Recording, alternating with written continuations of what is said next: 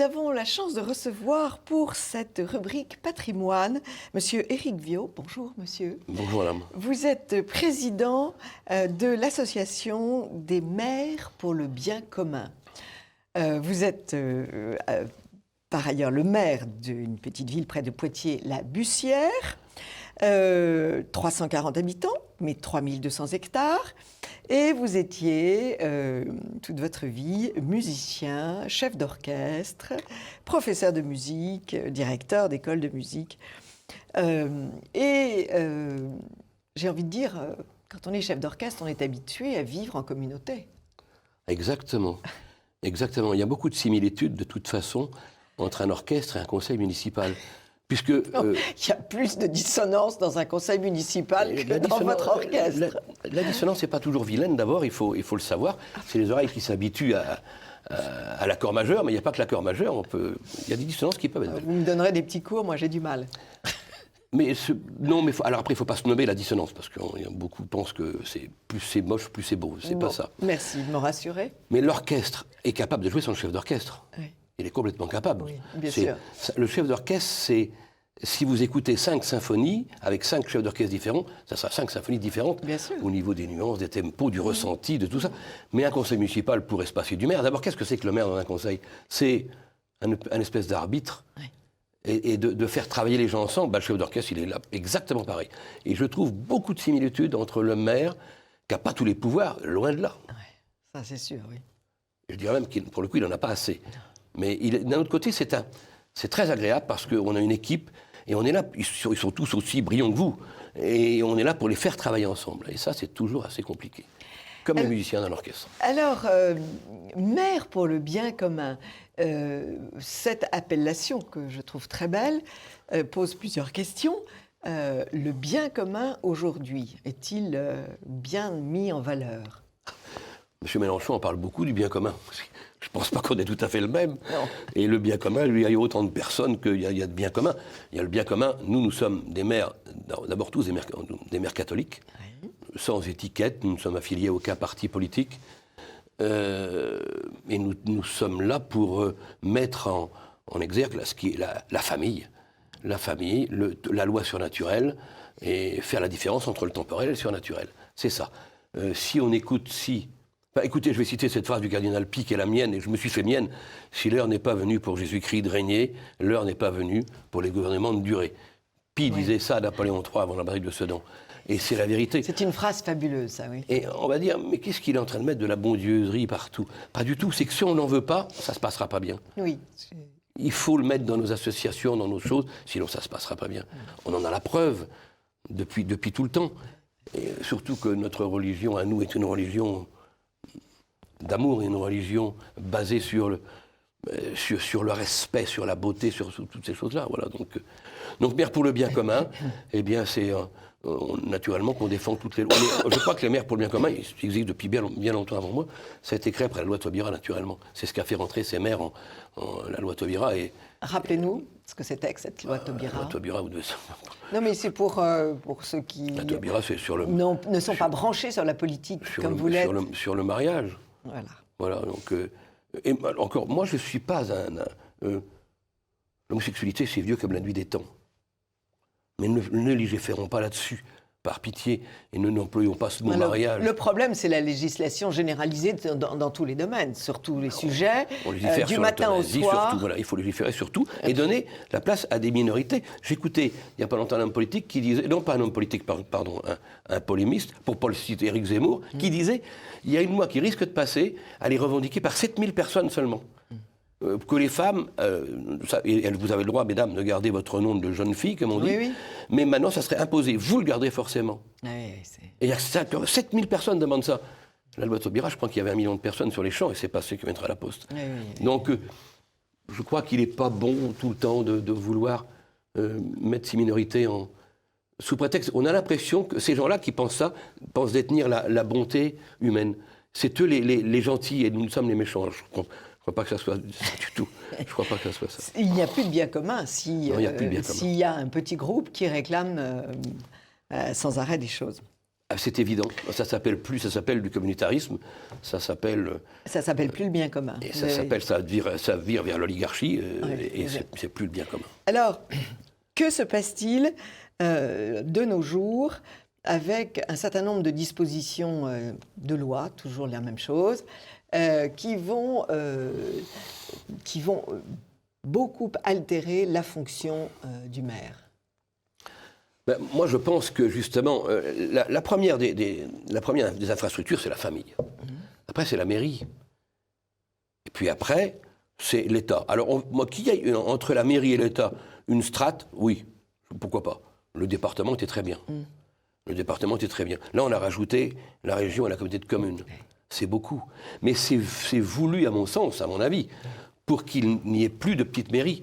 Une mairie comme la mienne, on pourrait dire, oui, mais c'est pour faire des économies. C'est faux. C'est faux. Les dépenses, vous l'écrivez, ont augmenté de 60%. Mais c'est évident.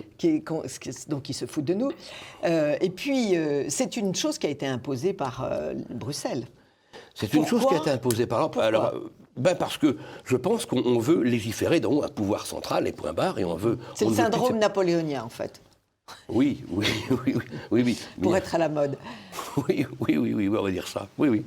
Ce qu'il y a d'intéressant, c'est que la France est le pays qui a le plus de petites municipalités. On était à 36 000, je crois, on en est à 34 000 maintenant. Oui, mais avant, c'était 50, 60 000. Enfin, mais là, je ne sais pas, peut-être pas tant que ça. C'était très important. Or, dans les autres pays, l'Allemagne ou l'Angleterre, il n'y avait pas ces petites entités. Il n'y avait pas. Donc, on demande à la France de se plier à la nature d'autres pays qui ne sont pas nous. C'est déjà anormal. C'est ça. Mais le maire a cette qualité, ou ce défaut, c'est que le maire, il est palpable, on le voit tous les jours, même en ville, même dans une grande ville, peut-être pas des villes comme Paris, mais il est abordable. Et puis à Paris, il a des adjoints qui sont là par quartier. Donc c'est quelque chose d'important politiquement. Le maire, on peut le baffer, comme je dis, on peut le... C'est à la mode en ce moment. C'est à la mode, du reste, Depuis le président jusqu'au maire, il y a des tas de maires qui ont des Dieu problèmes. sait que je mieux baffer M. Macron dans les urnes, mais pas comme ça. Si M. Macron venait dans mon village, il serait reçu honneur dû à son rang. Oui, bon, c'est un petit signe. Sans problème. C'est un petit signe, parce que si on va au-devant de la population, il ne faut pas sans arrêt... Non, mais on peut pas se moquer de la même population. On ne peut pas non plus baffer le président, et ni le maire, par pitié. Mais donc, je pense que le maire, il est là, on peut le congratuler, on peut l'engueuler, c'est ce qui est important. Le maire est là pour... C'est un espèce de patriarcat, on ne peut plus voir ça. Le mot, là, je viens de dire un gros mot, là, je viens de dire un mot horrible. Mais c'est ça qui est important. Le maire, il est au service de tout le monde. Hier soir, j'étais en train de manger au bord de la rivière, un coup de fil pour me dire que des chiens attaquaient des moutons. J'ai posé et j'y étais. Voilà. Et c'est important. C'est un service 24 heures sur 24. Voilà. Vous faites aussi service social. Une personne perd la tête, une vieille personne perd la tête. Tout à fait. Vous devez trouver un placement. Elle est toute seule dans la vie. Donc vous êtes la famille de cette personne. C'est un travail 24 heures sur 24. Des gens se bouffent le nez pour des problèmes de voisinage. Conflits de voisinage, tout ça, bien sûr. Vous intervenez. C'est du non-stop. Et puis les malheurs quotidiens, le chômage, toutes ces choses-là, on est là aussi pour trouver des solutions. Ouais. On est là. Et franchement, je vous ai garanti que j'essaie de trouver des solutions. Mais ils osent dire, maintenant, j'ai été à la réunion de la communauté de communes il n'y a pas longtemps, j'y vais de moins en moins parce que j'y trouve plus mon compte. Mais ils ont même osé dire, là, que c'est nous qui avons voulu la communauté de communes. Ils sont un peu gonflés, on n'a pas voulu du tout. Ce qu'on a fait au début, ce que les maires ont fait bien avant moi, c'est ce qu'on appelle de la mutualisation. Oui. C'est-à-dire que si vous êtes ma voisine et que vous avez un outil que moi j'ai pas, je dis tiens, comme on s'entend bien, vous allez me prêter votre outil. Ça veut dire d'en acheter deux. Ça s'appelle du bon sens. Oui. Mais de là à... De l'entraide paysanne. De l'entraide. Voilà. Mais là, on nous oblige à faire des choses.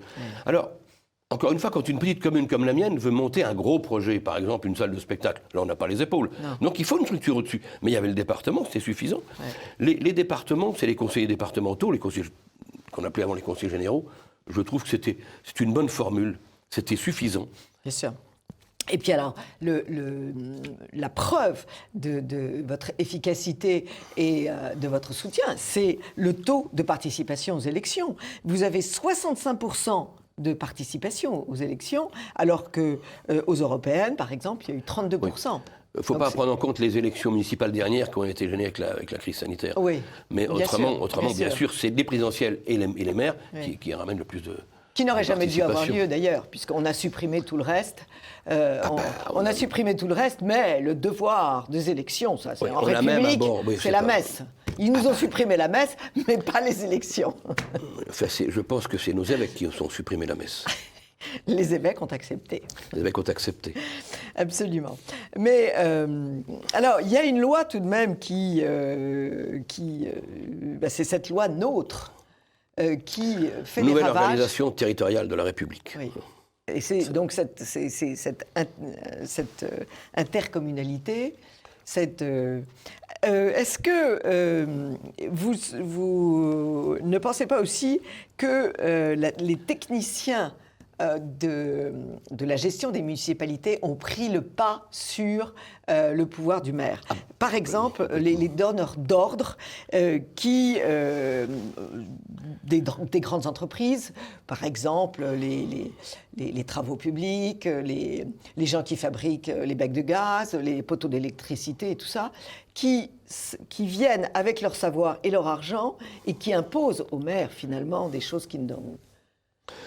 Ça, je ne partage pas trop. Non, non. Moi, je ne crois pas. Vous ne le connaissez pas. Alors, peut-être que ça arrive, mais pas chez nous. Peut-être que dans votre village, Chez nous. il ne s'intéresse pas à votre cas parce que vous êtes un trop petit marché, peut-être. On vient de faire l'enfouissement des réseaux, on a mis parce qu'il faut aussi, je pense que tous ces fils qui prenaient partout, c'est pas très joli. On vient de mettre des magnifiques lampadaires, et on fait des économies en mettant ça. Mais on n'est pas venu nous voir en nous tannant de faire ça. Oui. On l'a fait parce que d'abord par esthétique et par économie. Oui. Mais on n'a pas besoin de la communauté de communes pour nous indiquer ça. Non, mais c'est vrai.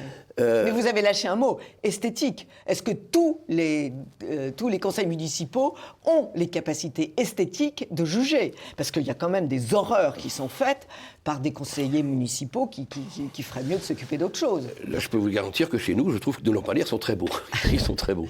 Vous nous les montrerez. Je vous les montrerai.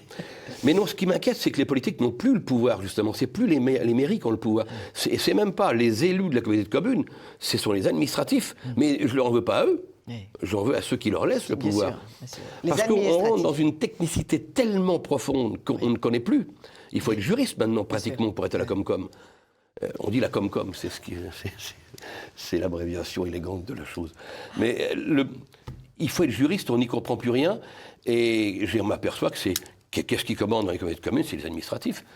D'abord, nous sommes une petite communauté de communes de 55 communes. Petit, 43 000 habitants, je crois, en tout, ce qui est très peu pour 55 communes. Eh bien,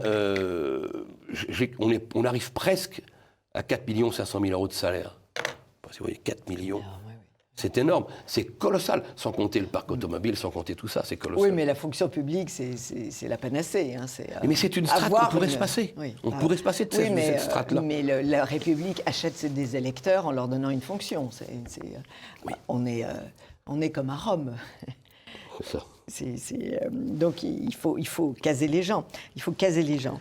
Alors, c'est trop compliqué. En effet, ça devient effrayant. Et vous, quelle est votre position sur toutes ces constructions de zones d'activité, cette volonté d'étendre toujours les petites villes, les grosses villes, par des zones d'activité tout autour de ces villes qui sont quand même un peu des lèpres. Un, qui tue les centres-villes, et deux, qui fait qu'on peut traverser la Bretagne d'une zone d'activité à l'autre. Ils ont bouffé tout le terrain, en fait. Oui, alors, moi, naturellement, il faut revitaliser les centres-bourgs, les centres-villes. Oui. Ça, c'est évident. Mais il y a eu tellement là, de backfish de données pour qu'on construise des énormes magasins à côté. Par contre, moi, je trouve que la politique qui a été faite comme il faut, c'est en Vendée. Oui. De Villiers a construit les Vendée-Pôles. Oui. Les Vendée-Pôles, c'est une merveille. Alors, esthétiquement, c'est pas beau. Oui. Mais ce qu'on appelle les Vendée-Pôles, quand vous quittez La Roche-sur-Yon, vous allez sur la côte, oui. Avec ma femme, à chaque fois, on compte les entreprises, c'en est même vilain. Mais alors, quand c'est vilain, c'est qu'il y a du travail quand même. Oui. Je parle pas ça veut pas dire que les centres-bourgs sont vivants là-bas. Oui. Mais les entreprises, une entreprise de menuiserie, une entreprise on ne peut plus la mettre en centre du village maintenant. Non, oui. Parce que ça fait de la poussière, parce que ça fait du bruit, que les gens ne veulent plus de ça. Mais le commerce, le cordonnier, l'épicier, le boulanger, celui-là, il faut qu'il soit au centre de la ville. de Villiers s'est employé beaucoup à ça, faut quand même. Rendons à César qui est à César là-dessus. Oh, oui, non, mais c'est sûr, la Vendée est un modèle. Mais pourquoi ces centres commerciaux n'ont aucune préoccupation esthétique? Ils n'ont jamais planté d'arbres. Un paysage sans arbres, c'est un paysage nu, c'est un paysage laid. Ils n'ont jamais planté d'arbres. L'architecture industrielle laisse beaucoup à désirer. Il y a quelquefois une volonté de donner un petit air local, mais bon, alors que les usines du début du siècle, de la fin du siècle dernier, elles avaient une gueule, elles avaient tellement de gueule qu'on les garde dans les villes. Oui, on les garde. Bien sûr qu'on les garde. On n'a pas le droit d'y toucher. Bien sûr qu'on les garde. Les petites usines en briques rouges avec une grande cheminée. À Châtellerault, la manufacture d'armes, elle est toujours là, voilà. parce qu'on n'est plus dans le beau. On n'est plus dans le beau, mais c'est partout qu'on n'est plus dans le beau. Qu'est-ce que voulez-vous? C'est dans le parler, c'est dans la musique, c'est dans la littérature, on n'est plus dans le beau. Alors, naturellement, tout s'en ressent, mais c'est bien évidemment. On n'est plus dans le beau, on n'est plus dans l'élégance, on n'est plus dans...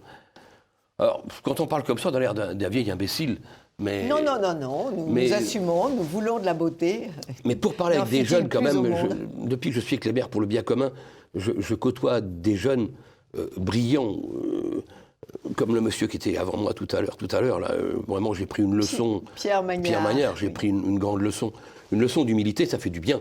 C'est une claque qu'on reçoit avec grand plaisir. Ça fait un bien fou. Un bien fou.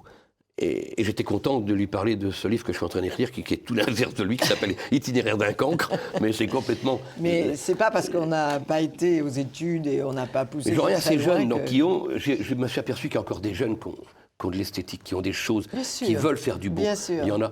Mais seulement, on est... comme on devient dans les minorités, on va peut-être nous donner la parole à un moment donné, puisqu'on fait surtout parler les minorités. Oui. C'est possible que ça se renverse. Alors, quelle est votre place dans l'Association des maires de France? Comment est-ce que vous considérez M. Barouin? Oh là là. M. Barouin a un talent fou.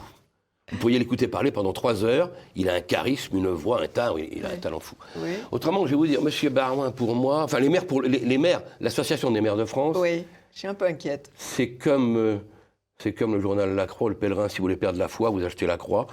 Et si vous voulez... écoutez, je vais me faire que des amis, j'en suis sûr, mais tant pis. Non, mais j'avais cette intuition, vous ne m'étonnez pas. Et puis, mais parce que c'est vrai quand même. C'est vrai. Et si vous voulez perdre les petites mairies, vous suivez... les maires ruraux sont intéressants, il y a des choses bien. Mais il y a une résistance, parce qu'un maire rural, c'est quand même quelqu'un non, qui... Non, il n'y a pas tant de résistance que ça, parce qu'on est avalé... Ils en ont marre? Non, je ne crois pas, mais c'est qu'on est avalé, puis ils pensent que le bien-pensant, c'est ça. Ils pensent que...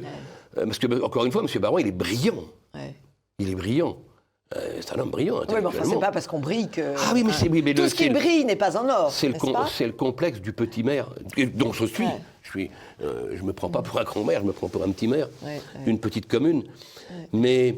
on est ébahi devant, et puis on n'ose pas contrer ça, puisque c'est la voie officielle. Oui, mais pourtant, le salut de la France tient dans les mains de ces petits maires qui indiquent le Nord, qui font des choses belles et qui résistent à un certain nombre de choses. Alors, tout n'est pas négatif non plus dans l'Association des maires de France, pas tout. Non, bien sûr. Mais globalement, c'est quand même pas... c'est pas ma tasse de thé. Mais je suis toujours abonné à la revue, parce que, justement, si on veut savoir ce qu'il ne faut pas faire, c'est bien de s'y abonner. Et j'y suis abonné, naturellement. Bien sûr. Il y a eu un grand article dans un quotidien sur la responsabilité des maires dans l'enlaidissement de la France.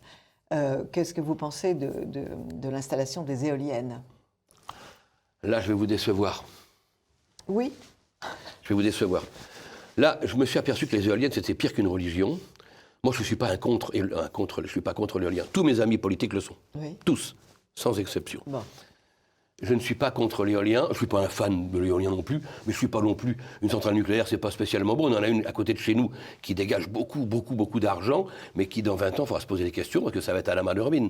C'est plus compliqué à démolir une centrale nucléaire que les éoliennes. Les deux sont compliqués. Les deux sont compliqués, mais l'éolienne, donc c'est quand même moins compliqué. Et puis pour que l'éolienne fasse un mort, il faut qu'il y ait quelqu'un de dessous quand elle tombe. Non, je suis pas. c'est ce qui fait voir que les questions ne sont pas préparées avant, parce que si vous... Non, je ne suis pas défavorable à l'éolien. Alors, mais est-ce qu'il n'y a pas un petit problème quand même d'esthétique, d'esthétique, de santé et non, de corruption? Parce que quand même, on a acheté beaucoup de gens, on a acheté des de parcelles de terrain. De corruption. Mais le mot corruption est trop fort pour ça. Vous savez, quand on a monté le premier chemin de fer, hein, c'était ça aussi. Hein. Oui, c'est exact. Oui. Donc, tout est comme ça. Bon. Mais d'abord, il y a quand même un côté... Moi, je suis écologiste je fais attention à mon pays, quoi. Je ne m'échette pas de papier par terre, je fais attention. J'ai une première adjointe qui l'est beaucoup, et qui, par exemple, on fait du miel bio, qui n'a pas l'appellation parce que c'est trop compliqué, mais on fait du miel, on fait du jus de pomme, on ne traite plus. Vous voyez, donc on fait... Mais une éolienne qui tourne... Ce qui est vilain, c'est 150 éoliennes, mais 5 ou 6 éoliennes qui tournent... Mais écoutez, je vais peut-être pas paraître anormal, moi je trouve même ça plutôt élégant. Je trouve pas ça vilain. Vous savez que les premiers moulins à vent, je ne sais pas si vous avez vu Alphonse Daudet, mais c'était terrible, tout le monde était contre, y compris l'Église, tout le monde était contre les moulins à vent. Donc, oui, parce que le moulin à vent faisait concurrence au clocher, sans doute. Peut-être, je ne sais pas, je ne sais pas, mais je ne sais pas si c'est ça. Mais... Franchement, il y a des choses plus importantes que ça. Mais je vois il y a quand même des paysages qui ont été foutus en l'air. Oui, mais... mettre des parcs d'éoliennes sur les falaises, des parcs d'éoliennes près des cathédrales, près des châteaux. Enfin, c'est quand même des paysages qui sont sacrés. Mais vous savez, ça c'est comme les déchetteries, les prisons et tout ça. Tout le monde en veut, mais pas chez soi. C'est sacré. Oui, mais bon... Alors parlons de l'argent que ça procure. Oui. Parce que c'est pas un vilain mot non plus. Moi, l'argent n'est pas mon ennemi. Tout dépend de ce qu'on en fait. Tout dépend de ce qu'on en fait et comment on le gagne. Mais dans un petit village comme le mien, s'il y avait des éoliennes, ça rapporte. Le projet a été fait. Il a été rejeté dans un premier temps. Je pense que ça se fera un jour. C'est pas la volonté du maire, parce que ça regarde que l'État, ça. Hein. Le conseil municipal n'était pas défavorable, simplement. Après, ça regarde l'État. Mais ça, c'est à peu près 30 000 € par an. C'est colossal pour une commune comme la mienne. Oui. Et donc, si verrue il y a, avec l'argent de ces 30 000 €, on peut faire quelque chose de très beau à côté. Oui. Si verrue il y a, pour moi, c'est pas verrue, mais c'est pas des verrues. Vous connaissez forcément la cathédrale de Chartres. Oui. On les voit, la cathédrale de Chartres. Je ne trouve pas que ça soit si vilain que ça. Enfin, moi, je ne supporte pas qu'elle soit sur les falaises de la côte d'Albâtre, au-dessus de Fécamp et de Velay-Rose. Je ne supporte pas de voir la mer avec un parc d'éoliennes sur la mer. C'est pour moi, c'est bon. Puis je pense aux pêcheurs, je pense aux... Oui, non, mais j'ai pas... D'abord, moi, je suis Et pas... puis je pense aux paysans, donc, qui se plaignent beaucoup le nombre d'exploitations laitières dont les vaches ont dépéri, ont perdu leur lait. Enfin, ça, je sais. Moi, si, les études ont été faites. Bon. Je sais pas. Quand on dit du mal de son chien, on dit qu'il a la rage. C'est possible. Non. Je ne suis ni scientifique ni là-dedans. Mais j'ai entendu dire ça, naturellement. Non, mais parce que si vous voulez... Je ne suis pas là pour je suis pas là pour défendre le fait de dire que ça rapporte de l'argent... c'est écologique, quand même. Mais le fait de dire que ça rapporte de l'argent n'est pas un argument. Vous pouvez mettre des femmes sur le trottoir, ça rapporte aussi de l'argent. Ça n'est pas... Je fais la comparaison, mais c'est pas bénéfique, ni pour les uns ni pour les autres. Donc, si vous voulez, l'énorme somme que ça dégage me paraît déjà inquiétante. Mais ce qui est plus ennuyeux, encore une fois, c'est ce problème professionnel, en mer, les pêcheurs, sur terre, les paysans. Les gens qui habitent au pied de ces éoliennes se plaignent épouvantablement de bruit. Vous n'allez pas habiter près d'une autoroute. Non, mais vous pouvez habiter près d'un bief d'eau où on faisait de l'électricité. Ah, mais le bief d'eau. Oui, mais le bruit de l'eau, c'est magique. C'est magique. On s'endort. Je vis au bord d'un torrent, j'entends le torrent. Ça n'a absolument pas cet aspect mécanique qui peut vous taper sur les nerfs. Mais non, mais je peux partager votre avis aussi. Je veux dire, moi, l'éolien, je ne suis pas un fan. Je suis ni pour ni contre. Il y a des choses beaucoup plus graves que ça. Si le seul problème était l'éolien, non, bien sûr. Est-ce que vous êtes contacté aussi pour la construction de logements sociaux Juste, les maires pour le bien commun ne sont pas favorables à l'éolien. Oui. Je vous dis tout de suite. Mais j'en suis leur président, mais c'est vous qui m'interrogez qui me posez la question. Oui, j'ai l'honnêteté de le dire. Moi, je suis pas favorable, mais je ne suis pas non plus défavorable. D'accord. Mais c'est bien parce qu'on a pu échanger et on a pu révéler ou dévoiler un certain nombre de problèmes. Les logements sociaux, est-ce que la communauté de communes va vous imposer la construction de logements sociaux Il y a des logements sociaux. Non, chez nous, on ne la pose pas pour l'instant. Ça vient. Non. D'abord, chez nous, nous possédons un village de vacances, quand même 300 vacanciers tous les ans, qui est géré par VVF, mais dont nous sommes propriétaires. Oui. Donc, des logements sociaux à côté, c'est pas évident. Mais par contre, loger les gens, tout dépend de ce que j'appelle le logement social, moi. C'est très bien qu'on approfondisse. Loger notre population, nos gens qui ont peu de moyens, ben oui. Et moi, je me fais un honneur de les loger. Bien sûr. J'en ai parlé à plusieurs députés. Nous, on est loin de tout. 45 km de Poitiers, 30 km de Châtellerault, on n'a pas de travail chez nous. Donc je me disais que... Et par contre, on peut devenir propriétaire chez nous à des terrains à vendre 2,50 € le mètre carré, je ne sais pas si vous voyez. Hein. C'est pas, en campagne, c'est à peu près ça. Hein. À 80 000 €, on peut être propriétaire chez moi. Ouais. Donc ça veut donc dire qu'un ouvrier au SMIC qui habite chez moi, il peut devenir propriétaire au SMIC sans problème. Ouais. Et il peut aller travailler à 80 km s'il paye son essence 50 centimes. Oui, c'est là qu'il faut trouver des moyens. Oui. C'est là qu'il faut trouver de l'essence sociale, du carburant social. Mais loger les gens qui ont ce que je veux pas, c'est loger ce qu'on appelle vulgairement les cassos. Voilà. Ça non. Mais les gens honorables qui travaillent ou qui sont au chômage parce qu'ils ont... Là, ceux-là, je veux les loger, bien sûr. Hein. On est là pour ça, même. On est même là pour rassurer les gens qui n'ont pas d'emploi et qui en cherchent. Oui, mais le problème, c'est que dans une population, il y a un certain nombre de cassos. Je dirais même que le progrès avançant, le nombre de cassos augmente. On est d'accord. C'est là qu'il faut veiller. C'est là où le maire est important. Parce que le maire connaît toutes ses ouailles. Oui. On les connaît tous. Oui. Mais ça, c'est parce que vous êtes dans une petite ville. Jusqu'à 6 000 habitants. Jusqu'à 6 000 habitants, on peut connaître. Parce que 6 000 habitants, vous avez une trentaine de conseillers, ou 29 conseillers, je ne me rappelle plus exactement. Donc il y a des conseillers, des adjoints par quartier. On connaît tout le monde. On connaît tout le monde. Alors moi, naturellement, dans ma commune, là, c'est encore pire. Hein. 340 habitants. Mais le reflet est le même. Il y a les gens qui ne veulent pas de travail, il y a les gens qui veulent du travail. Et cela, il faut les aider. Moi, je me fais un point d'honneur de chercher du travail pour les gens. Hein. Oui. Je peux vous garantir. Mais il y a ceux qui ne veulent pas en trouver, donc ceux-là... Oui, ils préfèrent toucher le RMI, c'est sûr. C'est sûr. Et alors, quand vous vous réunissez, vous réunissez chaque année, comment est-ce que... Les maires pour le bien commun, oui. On se réunit très régulièrement. Et alors, des réunions téléphoniques, des réunions en visio, des réunions en présence réelle, heureusement. Et quel est le sujet de vos débats ? Ça dépend de ce que je vous ai dit tout à l'heure, la famille, la commune, le bien commun, les lois surnaturelles, le temporel, la politique. Nous, même si nous ne sommes pas des politiciens, nous n'appartenons pas à des partis politiques, moi je suis encarté nulle part, nous avons des préférences, c'est évident. Je vous avouerai qu'au maire pour le bien commun, la France insoumise doit pas représenter, ça c'est évident, mais bon... Mais pourquoi pas ? On pourrait même penser que un maire de la France insoumise, chrétien, le paradoxe existe, bon, j'en sais rien. Pourquoi pas ? Il y a quelque chose que je voudrais me permettre de suggérer au maire du bien commun, c'est que je trouve qu'il n'y a pas assez de place faite à la musique. Et je ne dis pas ça parce que vous êtes musicien, mais je trouve que... C'est-à-dire, je comprends. Vous avez un budget ? Un budget de fonctionnement. Un budget plus que ric-rac. Il y a plus que ric-rac, je sais bien. Mais pourquoi est-ce que on est loin de la ville ? Dans les grandes villes, on peut aller au concert, on peut aller. Il y a des musiciens dans les rues, on n'est pas. Mais on ne se rassemble pas à la Bussière. Les réunions, c'est à Paris. Oui, bien sûr.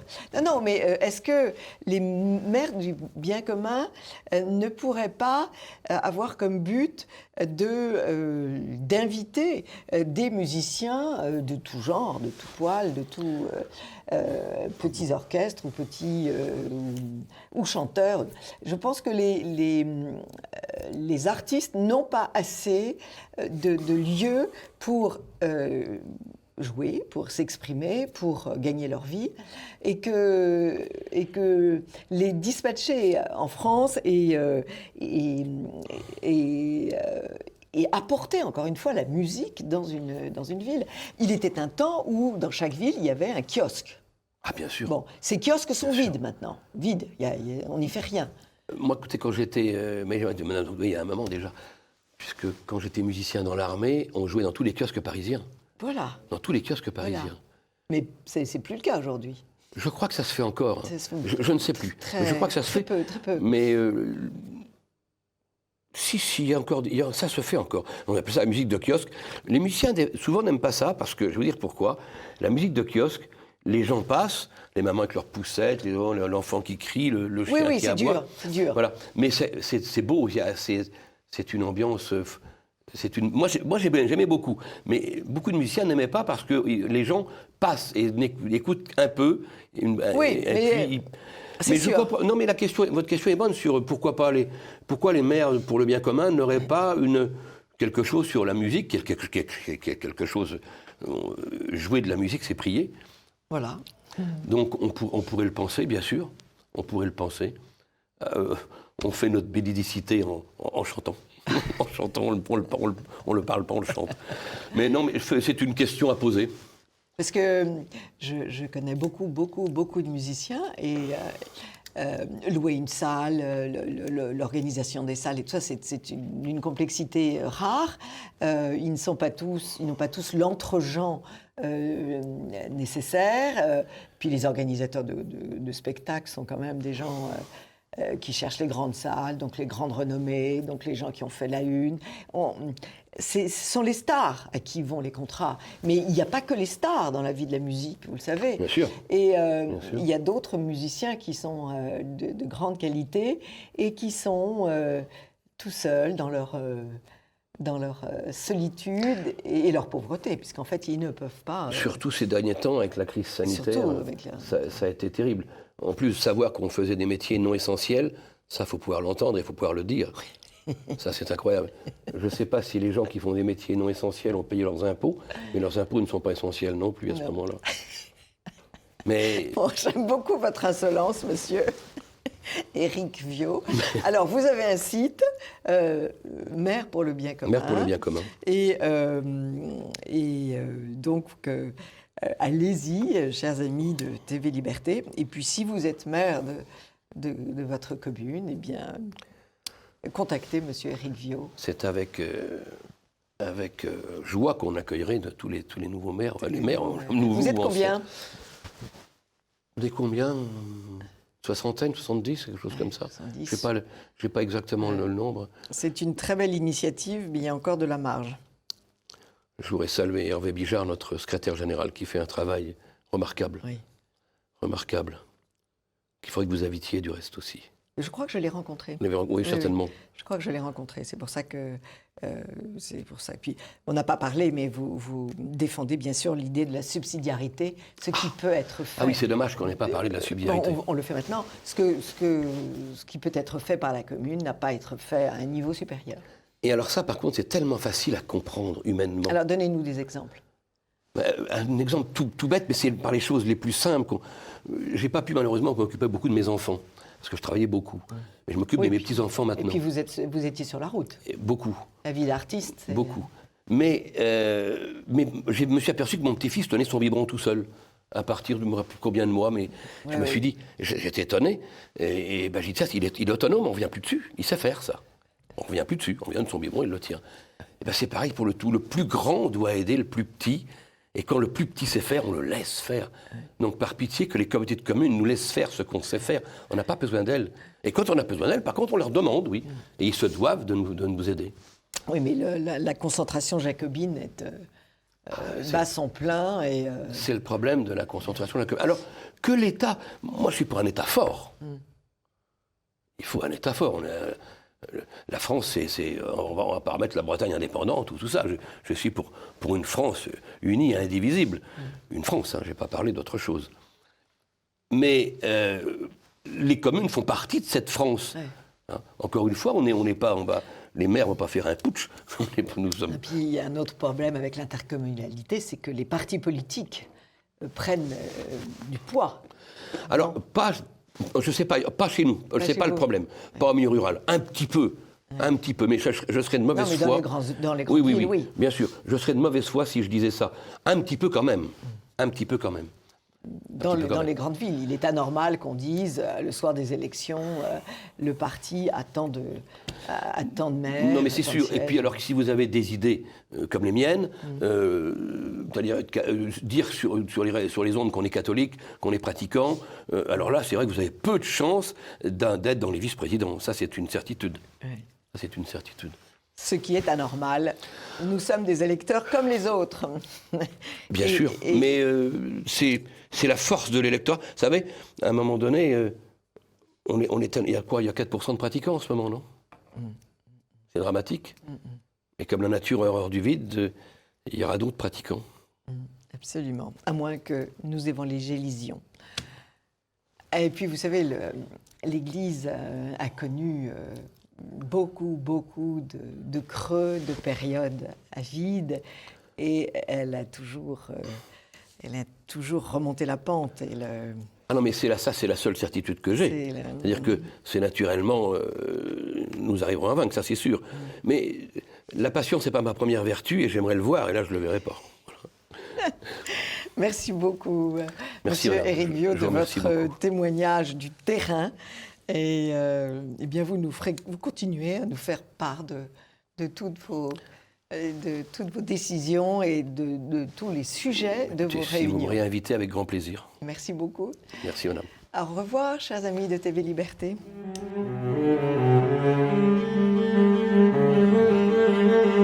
Chers amis de TV Liberté, bonjour.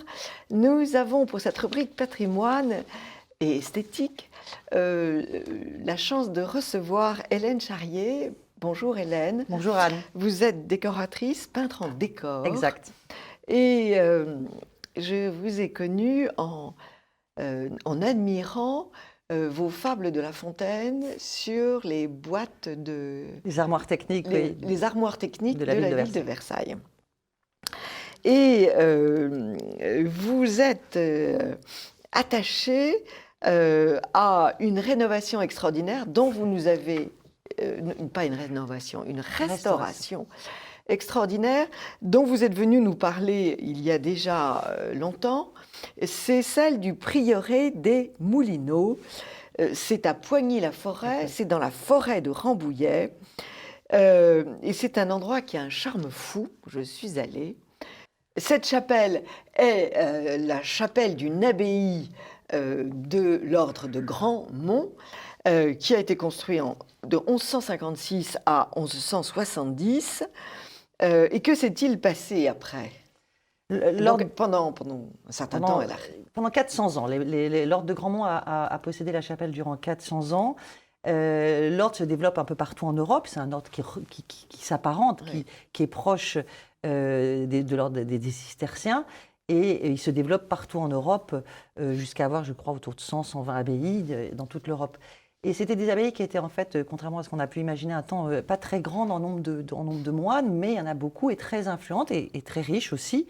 Enfin, riches par leur travail, par la qualité de leur architecture, mais pas riches par les finances. Et c'était des ordres qui, en plus, travaillaient beaucoup au service des populations pour aider les populations. Et les luttes, enfin, on tombe toujours sur le même cycle où un ordre se développe, il fait un travail de fond, il a du succès. Quand on a du succès, on attire la convoitise. L'histoire de France est compliquée et on sait que voilà, on est pétri de guerres intestines et les guerres associées à toutes ces luttes font qu'au fil du temps, l'ordre se délite jusqu'à disparaître, la guerre de 100 ans. Avec la guerre de 100 ans. La guerre de 100 ans. De guerre des religions. Mais le lieu est tellement beau que il va devenir la propriété de la famille d'Angène. Absolument. Et il va y avoir l'abbaye va être rénovée pour devenir un château. En fait. Elle va être transformée en château. Il faut comprendre que la forêt de Rambouillet a vu passer tous les rois de France et tous les grands seigneurs de France, puisque c'était le terrain de chasse par excellence. On est sur le limès capétien. Et donc ça a toujours été un haut lieu de l'histoire de France.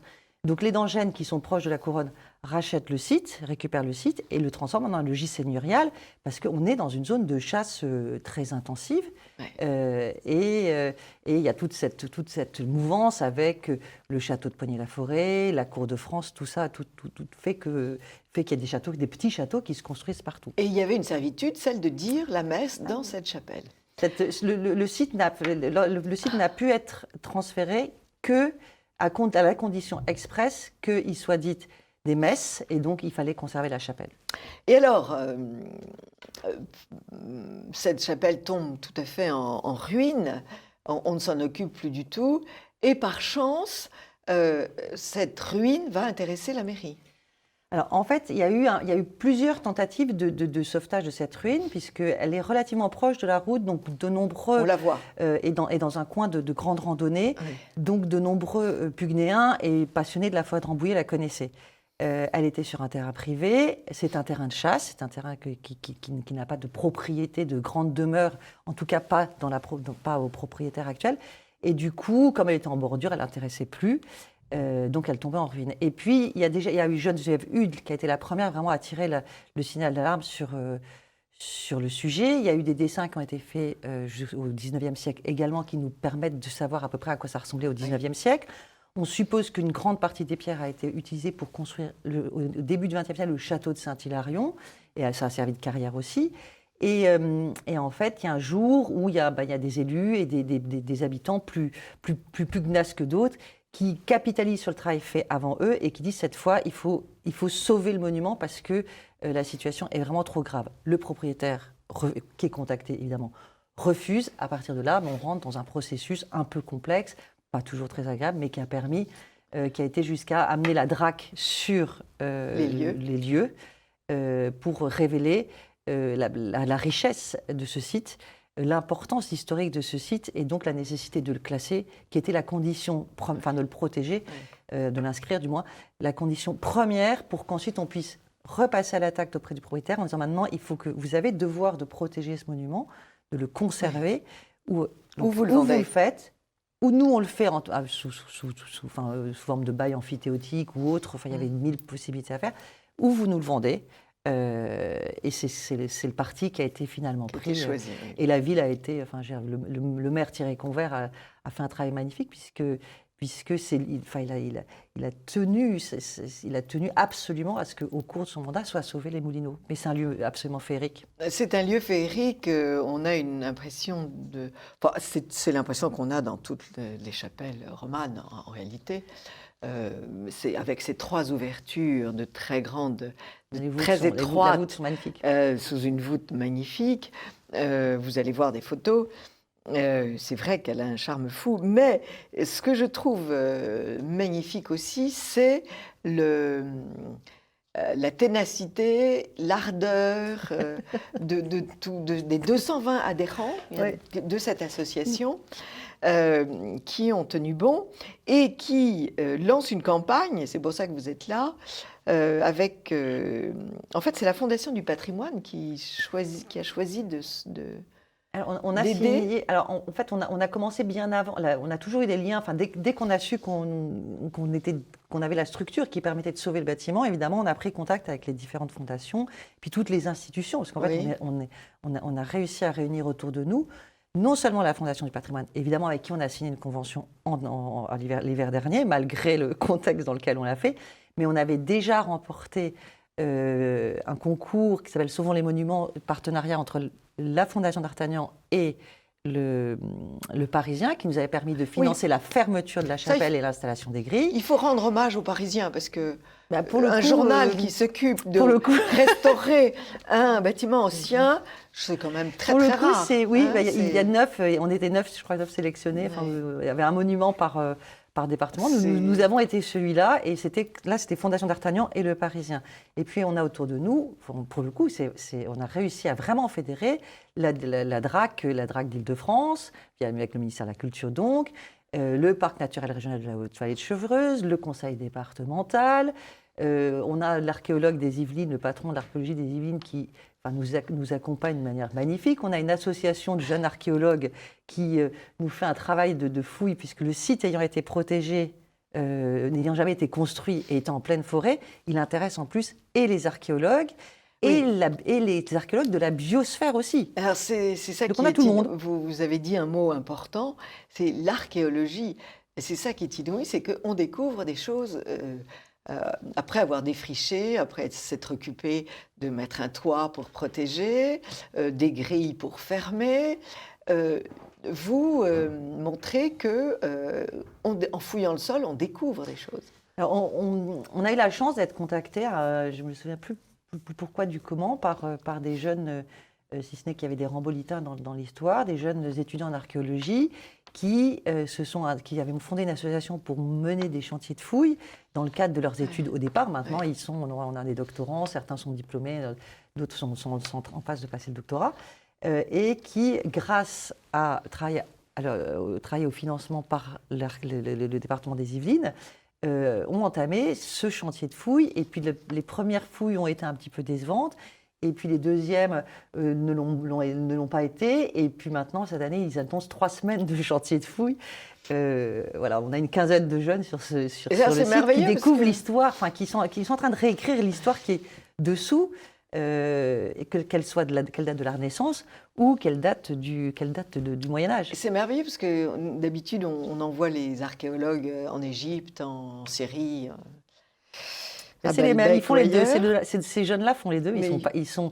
Parce que c'est des gens de haut niveau pour ceux qui pilotent le projet. Oui. Mais ils sont follement attachés à ce projet aussi, à Poigny-la-Forêt. Oui. De Rambouillet, la forêt de Rambouillet. Et ça te met de la jeunesse dans le patrimoine. Ça, c'est génial. Oui. Et alors, vous parlez dans le dernier bulletin de la Gazette des Moulineaux, parce qu'il y a une Gazette maintenant. Écrite par Annie Zanier, oui. Il y a une Gazette, et vous parlez de la Nymphée. Alors, qu'est-ce que c'est que cette Nymphée? Le Nymphée. Oui. Alors, le Nymphée, c'est un bâtiment, à l'origine, il était estampillé comme étuve sur un certain nombre de plans que nous possédions. Et en fait, c'est un petit bâtiment qui fait écho aux nymphées de l'Antiquité. Parce que les décorations... Alors, c'était en fait les nymphées, ce sont des bâtiments qui servent en fait au plaisir, on va dire. Oui.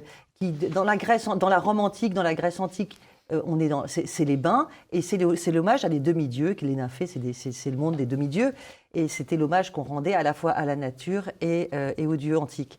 Et puis avec la mode de l'Antiquité venue par la Renaissance. Eh bien, en France, tous les grands châteaux, tous les châteaux de la Renaissance qui se respectent ont leur propre nymphée. C'est des petits bâtiments dans lesquels il y a de l'eau qui arrive et où on célèbre à la fois la nature, les demi-dieux, et puis où on se fait plaisir, voilà, comme on veut. C'est des lieux au cours d'une partie de chasse. Alors là, en l'occurrence, au cours d'une partie de chasse, puisqu'on est en forêt de Rambouillet. Et c'est un lieu qui a longtemps été en très mauvais état. Heureusement, on a les dessins de M. Maurice qui nous ont aidés à le reconstituer. Mais quand on a mis longtemps à s'intéresser réellement à ce bâtiment qui est construit visiblement dans une ancienne tour fortifiée de protection de l'enceinte au moment des guerres de religion. Donc ça a été une modification du site. Et petit à petit, en s'interrogeant sur la qualité de l'architecture et sur ces alcôves, on a compris qu'il s'agissait en réalité d'un nymphée Renaissance. Et comme on en possède les dessins, on a fini par tirer très fort le signal d'alarme. Une fois qu'on a fini le gros signal d'alarme et de mettre en place la structure du sauvetage fondamental, charpente et toiture de la chapelle, on a travaillé sur le nymphée et on a réussi à le faire identifier, reconnaître. Et ça y est, sa protection et son sauvetage va être en cours. Mais il est en très très mauvais état. Mais bon. Mais oui, rien ne nous arrête. Rien ne vous arrête, exactement. C'est ça qui est inouï. Mais c'est vraiment un exemple heureux de réussite et de... Oui, c'est très vrai parce qu'on travaille, ce qui est assez exceptionnel.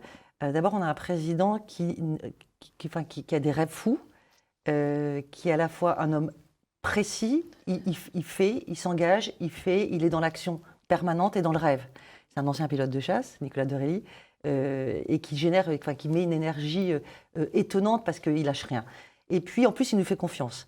Donc, il arrive à réunir des équipes de gens on agit, du moment qu'on agit bien, et il donne les directives, et on agit, ça lui va bien.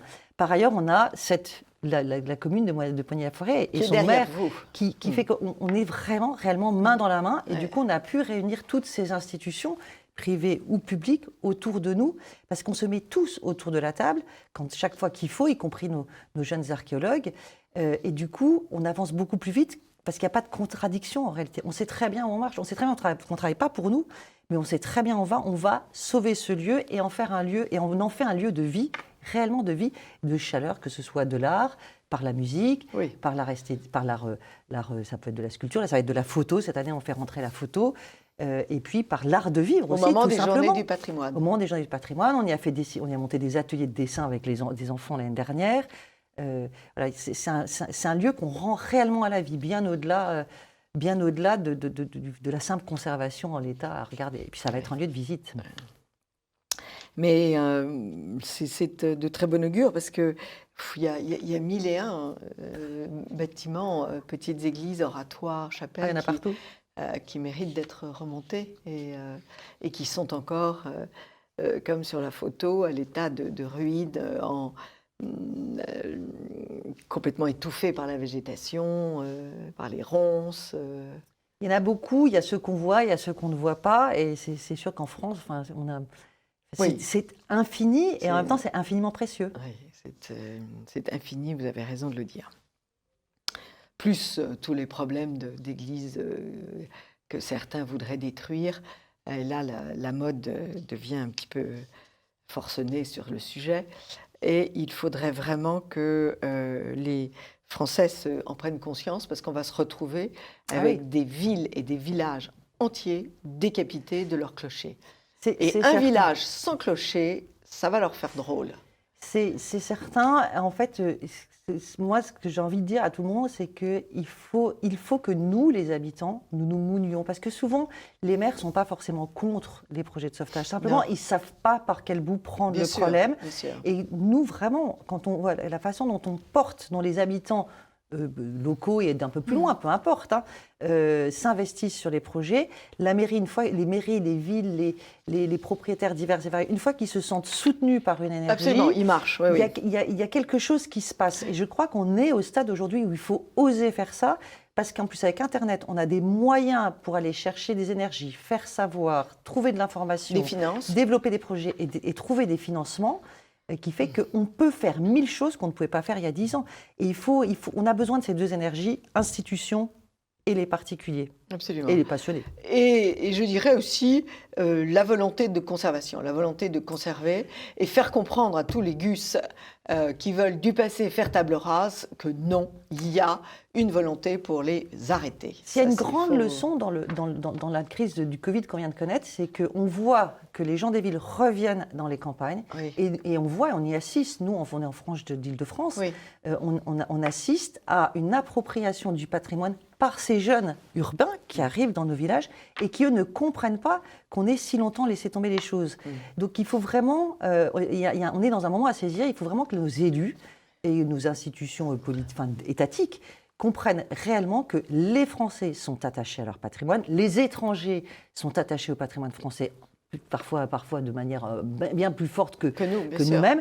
Et ce sont les institutions qui, pour moi, globalement, ce n'est pas le cas à Poigny, mais souvent ne sont pas à la hauteur de la compréhension du fait que la France, qu'elle soit d'hier ou d'aujourd'hui, elle vit de ce patrimoine. Et c'est ce qu'on nous envie dans le monde entier. Et c'est ce que notre jeunesse, nous devons transmettre ça à notre jeunesse. Et c'est ce qui fait la beauté de nos villages et de nos villes. Enfin, il faut être honnête. Bien sûr. Alors, il y a une demande d'aide financière que l'on trouve sur D'Artagnan ou sauvonsnosmonuments.fr. L'opération Fondation D'Artagnan, elle est terminée, elle concernait les grilles, elle avait une durée donnée, comme celle avec la Fondation Donc du patrimoine. Donc vous avez récupéré combien ? Je me souviens plus précisément, je crois qu'on avait dû récupérer, je vais dire une bêtise, mais je crois qu'on a installé 12 000 € de grilles, puisque ce sont des grilles, elles sont faites, enfin c'est des grilles faites comme elles auraient été faites au XIIe siècle. Donc je crois qu'on était autour de 10-12 000 € de dépenses, on a dû récupérer 7-8 000 €. On était à peu près au budget qu'on avait attendu. Et là, maintenant, on ne peut pas faire avoir tout en même temps, donc la Fondation D'Artagnan, c'est fini. Là, on a signé une convention pour 3 ans avec la Fondation du patrimoine, là pour financer la restauration de la toiture et de la charpente. On a le budget à boucler. De la chapelle. De la chapelle.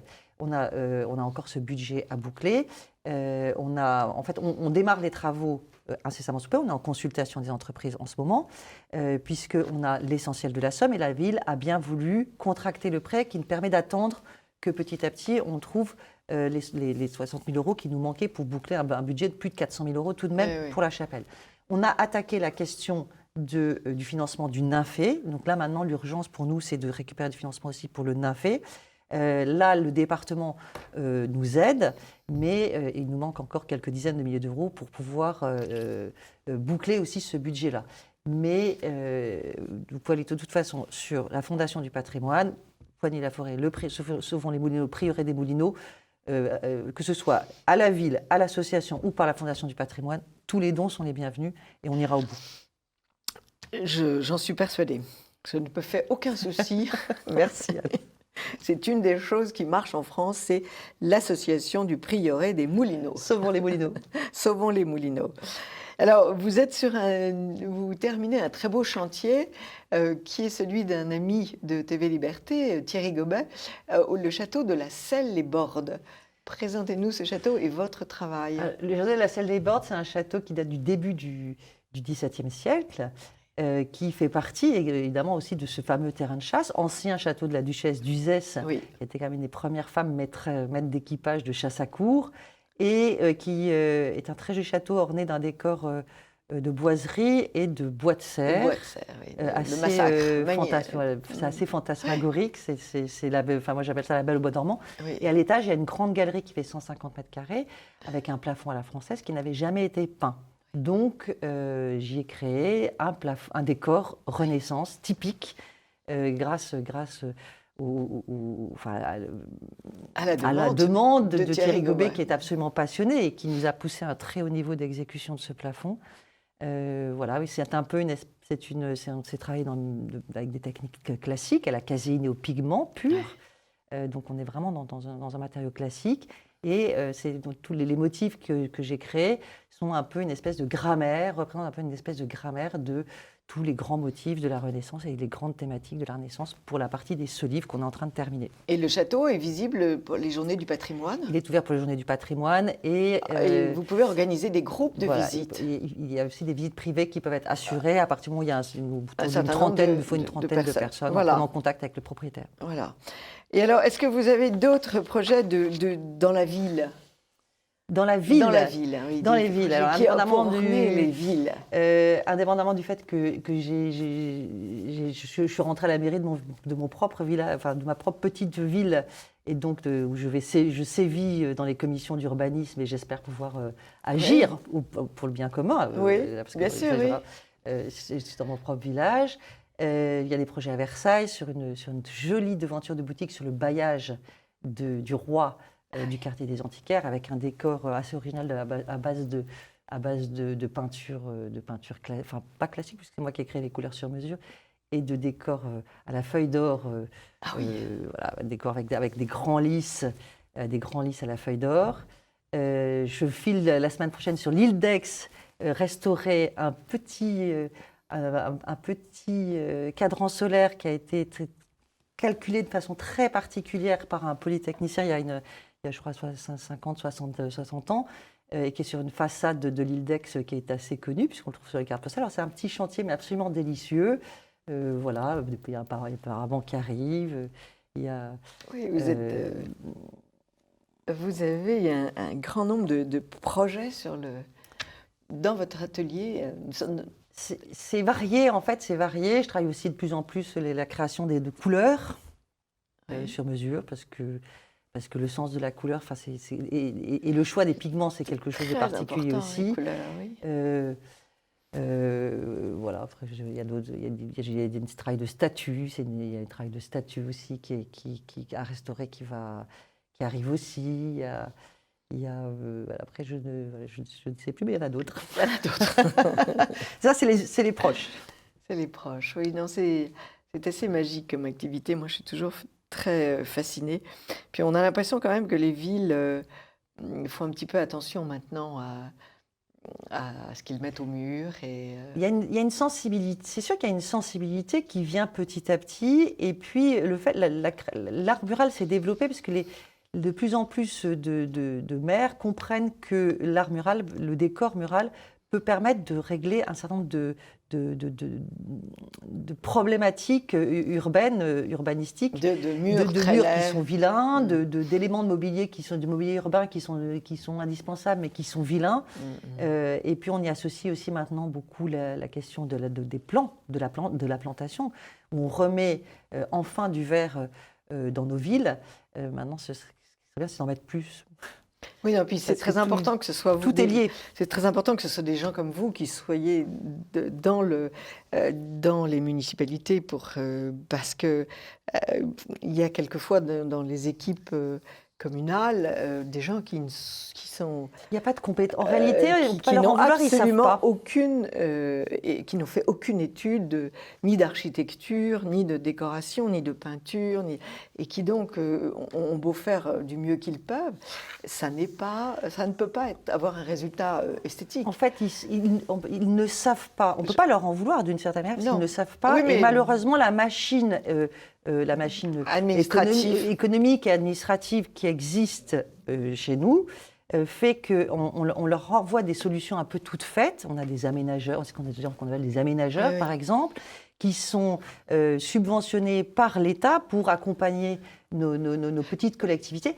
Mais ce n'est pas adapté. Qui sont les aménageurs? Là, on parle d'argent, on parle de gros argent. Voilà.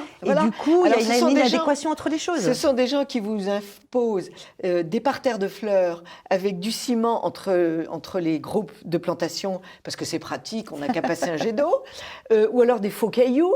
Enfin, c'est absolument ignoble. Là, on est dans des grosses... on est dans de l'industrie, en réalité, de l'aménagement, et ce qui ne peut pas donner de bons résultats chez nous. Et en fait, les élus, souvent, comme ils savent pas faire, et puis ils n'ont pas le personnel non plus, parce qu'il y a plus de moyens. Quand on ne sait pas, et bien, du coup, l'État leur envoie ça. Non, mais en fait, on ne se prend pas pour le nôtre quand on n'est pas le nôtre. L'État ne les aide pas, parce que l'État, en fait, pousse ses aménageurs vers les élus, et du coup, il les pousse à la faute. Ce qu'il faut, c'est que les élus reprennent leur liberté. Il y a une étude à faire il y a un travail de fond à faire, et il faut vraiment convaincre petit à petit nos élus qu'il faut aller chercher hors du cadre. Il y a un marché du service aux mairies. Ah ben c'est évident. Et là, c'est quand même excusez-moi ma violence, mais j'ai bien approfondi le sujet et je n'en peux plus.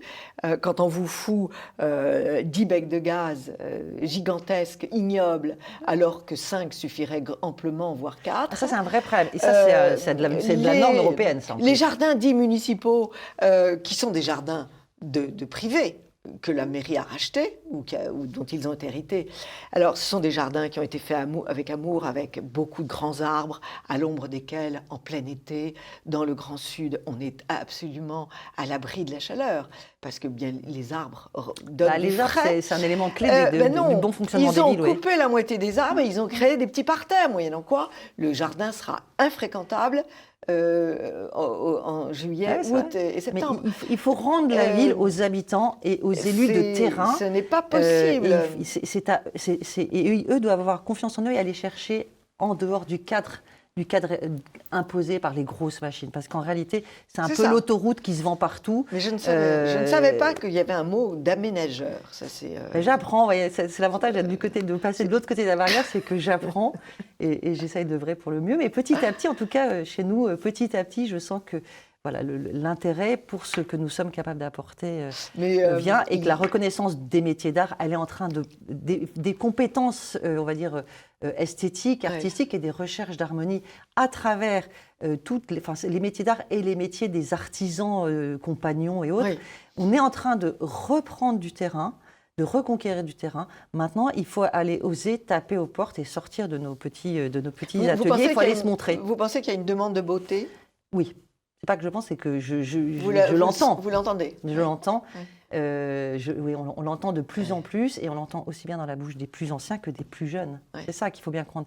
C'est qu'il y a une génération de trentenaires qui arrive dans nos villages, mais qui nous donnent des leçons, nous, à Épernay. Le photographe qui va venir, les photographes qui va venir exposer au Moulineau et qui est venu faire un reportage spécialement sur les Moulineaux de photos artistiques, mais artistiques, témoignages du patrimoine, ils ont 30 ans, ils nous donnent des leçons Ouais, ils ont donné des leçons à beaucoup de gens à travers toutes les photos qu'ils ont fait du patrimoine d'Épernon. C'est comme ça que je leur ai dit, venez voir au Moulineau. Oui. Donc, la demande, elle est là. Mais il faut s'imposer et il faut se montrer. Le problème, c'est qu'on est resté en arrière-plan. On a laissé faire. La vérité, c'est quand même qu'on a laissé faire, si on va être honnête.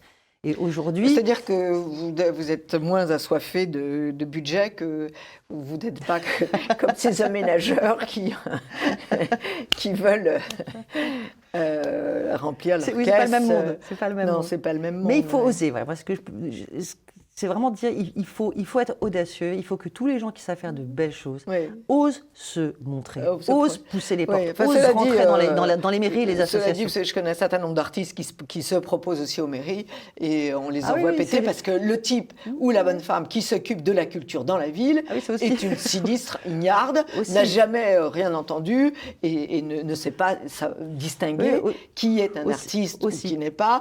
Ils engagent des groupes de théâtre pour enfants avec des propos scatologiques, des plaisanteries grasses, mais c'est une honte. Alors on est nous dans nos villages, on est un petit peu protégés de cette folie urbanistique de grands centres urbains. Mais je peux vous dire que les budgets culture, il faut les prendre les places. De toute façon, si on veut avancer, il faut prendre les places, il faut pousser. Il y a des artistes qui se proposent et ils sont refusés parce qu'ils ne sont pas reconnus. Et pour reconnaître un artiste, il faut avoir une petite fibre artistique. Si vous ne l'avez pas, vous ne voyez pas. C'est sûr. Et c'est un problème dans la gestion des municipalités. Actuellement, oui, mais il y a une bascule. Il y a une bascule. On sent venir, il y a des choses qu'on sent venir, qu'on ne voyait pas il y a ne serait-ce que 3, 4, 5 ans. Là, si on veut pousser, je pense qu'on est à un moment donné où on peut renverser, en tout cas dans un certain nombre d'endroits, la vapeur. Mais il faut aller le faire. C'est le moment pour moi, il me semble assez clair que c'est le moment de pousser la machine et parce qu'on a une petite ouverture. Je ne suis pas très sûre qu'on l'aura dans 10 ans, mais en tout cas, tentons-la aujourd'hui. Moi, j'ai envie de la tenter. Par exemple, il y a des kiosques à musique dans beaucoup de villes, même petites villes. Ces kiosques à musique, tous les dimanches, devraient avoir un artiste ou plusieurs artistes bien sûr, ils sont faits pour ça. Tout genre. Ils sont faits pour ça. Chansons de variété. Les gens sont en demande, clairement. On voit que les gens sont en demande de retrouver une vie de quartier ou villageoise, une vie de société. Ils sont en demande d'un art de vivre. Là, il y a une réelle demande. Simplement, il y a un décalage, évidemment, entre l'État est une machine infernale, actuellement. Ne parlons pas des ronds-points. Les ronds-points, j'en ai un traité, j'ai un travail cet après-midi sur un rond-point. Je confesse que c'est difficile. Si vous vous en occupez, ça sera sûrement très bien. C'est très difficile, c'est un art très difficile. Il y a quand même des ronds-points à taper la tête contre les murs. C'est effrayant, c'est effrayant. Je veux dire, mais on n'est pas obligé de supporter ça tout de même. On n'est pas obligé. Non. La ville nous appartient. On n'est pas obligé d'avoir des aménageurs qui nous fassent des choses ignobles dans notre ville. Mais il faut pousser très fort la machine. Il faut pousser très fort la machine. Il faut oser la pousser. Tout ce qu'on regagne est gagnant. Osons. Hélène Charrier, donnez-nous le nom de votre site ou de votre... Sauvons les Moulineaux. Voilà. Sauvons les Moulineaux. Et votre site personnel? Moi, j'ai pas de site personnel, mais vous pouvez me trouver sur Facebook, Hélène Charrier. Hélène Charrier, d'accord. Peinture décorative, vous allez me trouver très facilement.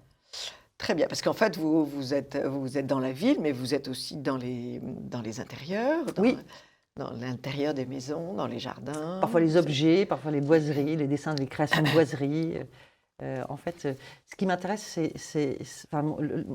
mon seul guide, c'est l'harmonie esthétique à travers que ce soit le mobilier, le décor mural urbain, le décor intérieur, la boiserie, la couleur.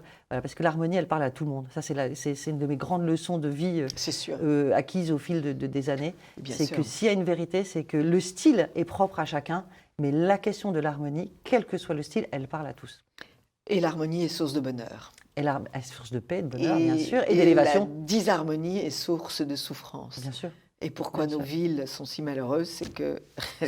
Un environnement urbain qui vous fait du mal, c'est extrêmement choquant. C'est extrêmement Ça devrait être le choquant, guide d'ailleurs, je pense, de toutes nos institutions et nos élus, c'est dire il n'y a rien dans notre environnement urbain qui doit faire mal à qui que ce soit. ouais. Ça pourrait être déjà une tentative de chemin et ça ferait réfléchir et je pense qu'on renoncerait à beaucoup de projets totalement absurdes qui ne font de bien qu'au nombril des architectes. Pourquoi vous n'écriveriez pas un petit livre, un petit vadémécum de l'aménagement des villes? Ça va déjà traverser l'esprit, mais il me faudrait 2 vies. J'ai besoin d'une deuxième vie. 7 vies, comme les chats. Merci beaucoup, Hélène Charrier, Merci, Anne, de nous avoir parlé des Moulineaux et du château de la Salle-les-Bordes et de toutes vos autres réalisations. Merci à vous. Et à très vite. À bientôt, Anne. Amis de TV Liberté, à très vite.